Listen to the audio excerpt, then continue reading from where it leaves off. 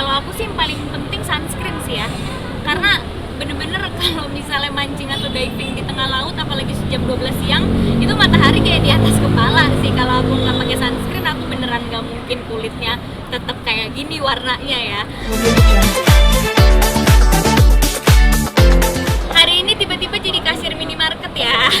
Emang kegiatannya seru-seru sih, kegiatan sehari-hari aku. Jadi hari ini karena aku menjadi brand ambassador-nya Azarin, terus jadi kasir minimarket. Seru sih, ketemu sama fans-fans, ketemu sama customer juga yang belanja, ya pengalaman baru. Tapi kalau Kak Prilly ini kan dinobatkan sebagai selebriti yang sangat ramah sama fans ya, itu gimana sih Kak Prilly? Ya seneng banget sih kalau emang dinobatkan jadi selebriti yang ramah, karena ya emang aku tuh sama fans-fans aku deket. Terus aku juga sebenarnya nggak suka kalau misalnya kelihatan kayak ada jarak gitu sama orang. Jadi kalau acara-acara kayak gini ya aku lebih seneng kayak terbuka gitu loh, jadi bisa berinteraksi sama mereka. Tadi apalagi banyak fans-fans aku tuh yang ngefans sama aku dari belum nikah sampai punya anak, jadi aku kenal gitu sama anaknya.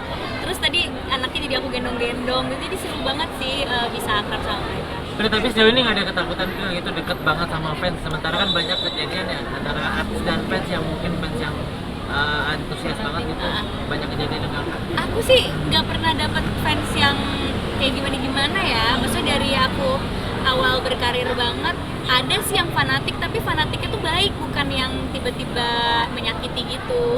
Palingan kalau meet and greet atau kalau misalnya lagi promo di mana yang rame, ya kecubit-cubit dikit pasti pernah. Tapi itu nggak aku jadikan masalah sih, ya emang waktu itu lagi gemes aja kali ya, jadi dicubit gitu. Nah, juga tadi kamu kan juga ngejelasin tips perawat kulit menurut kamu, karena kan kamu ini kan suka diving dan segala macam. Menurut kamu tipsnya sendiri gimana sih buat perawat kulit yang suka panas-panasan gitu? Kalau aku sih yang paling penting sunscreen sih ya, karena bener-bener kalau misalnya mancing atau diving di tengah laut, apalagi jam 12 siang, itu matahari kayak di atas kepala sih. Kalau aku nggak pakai sunscreen, aku beneran nggak mungkin kulitnya tetap kayak gini warnanya ya.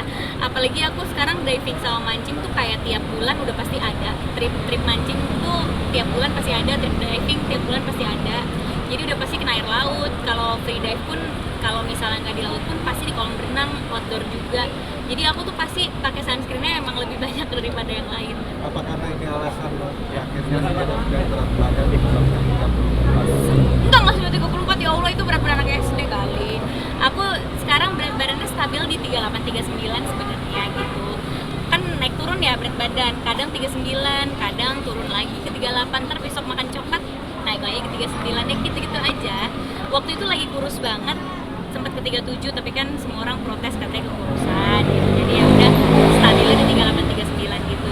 Sebenarnya nggak diniatin, tapi emang karena aktivitas aku banyak dan free diving mancing itu nggak semudah kelihatannya, ya capek. Jadi kalori yang terbakar juga banyak gitu aku setiap harinya. Emang sejak kapan sih suka hobi mancing sama dia?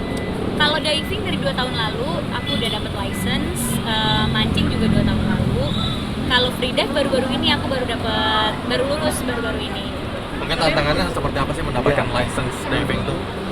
Susah banget dapet license diving, gak semudah yang kelihatan, karena aku license-nya kan sekarang udah specialty dan rescue diver. Jadi kemarin ujiannya juga susah banget. Waktu aku ujian berat badan aku 37 atau 38 gitu, terus aku harus ngegotong temen aku yang jauh lebih berat dari aku. Terus harus ngegotong tangki sendiri, harus bisa hafal pasang alat. Ya kalau scuba diving tuh kita harus ngafalin alat kan, karena di laut kita gantungannya sama itu gitu. Terus karena aku rescue, jadi ngafalin pertolongan pertama gimana, menangani orang tenggelam, menangani orang keracunan. Banyak deh, jadi ujiannya tuh kayak banyak banget teorinya juga, nggak gampang untuk dapat license itu. Tapi pas udah dapat dan jadi lebih aman ngerasanya pas diving, seneng banget. Mungkin alasan apa sih Kak memilih hobi tersebut nih? Awalnya iseng ya, awalnya kayak pengen cobain diving gitu, tapi ternyata aku langsung edit gitu, jadi langsung pengen punya license-nya yang pro gitu. Apa karena punya darah? Mungkin juga ya, mungkin karena papa juga orang Ambon, terus aku dari umur 13 kan udah kerjanya keliling Indonesia buat nge-host acara masak waktu itu, jadi udah biasa ke laut juga. Bener, tujuannya sampai punya license apa sih, Bener? Kenapa? Tujuannya sampai punya license apa sih? Maksudnya kan biasa kalau cuma diving biasa kan Iya. tanpa license bisa ya? Nggak bisa, tapi cuma 10 meter. Oh. Aku punya license karena kan kan aku rescue, jadi supaya kalau diving, karena aku divingnya banyak di timur kan itu arusnya lumayan kencang. Jadi kalau ada yang kenapa-kenapa atau ada yang temen aku ada yang mungkin stres pas diving, aku bisa nyelamatin gitu sih tujuannya, supaya aku bisa menyelamatkan yang diving sama aku dan juga menyelamatkan diri sendiri juga. Makanya ambil license rescue diver. Terus ya biar bisa nyelamnya dalam. Kalau dapat license kan nyelamnya bisa di kedalaman 40 gitu. Ya benar nggak sih, gara-gara model slim yang kamu sekarang ini sampai beli baju sama celana untuk anak-anak SD? Iya. Betul.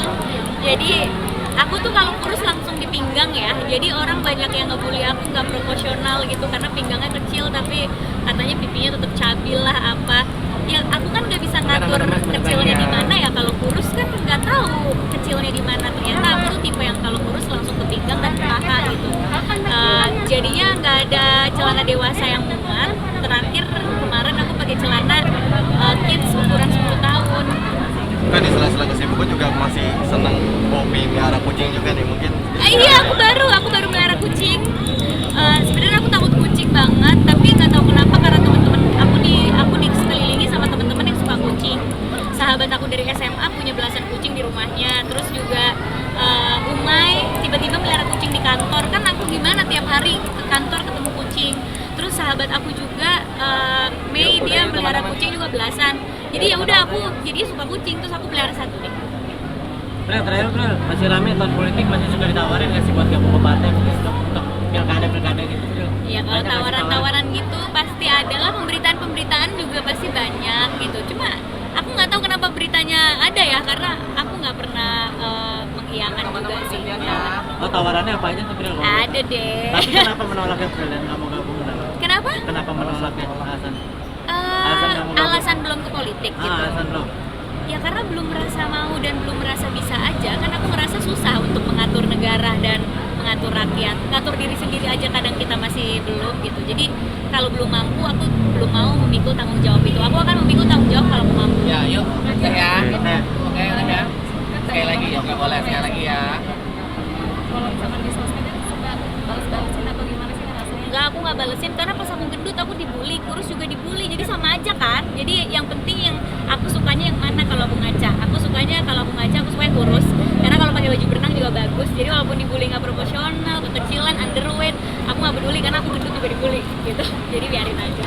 Kan nanti di acara badminton kakak ikut datang juga apa fans-fans aja kan? Fans-fans aja itu aku nggak ikut. Jadi emang mereka suka gathering sendiri biar makin akrab. Makasih ya.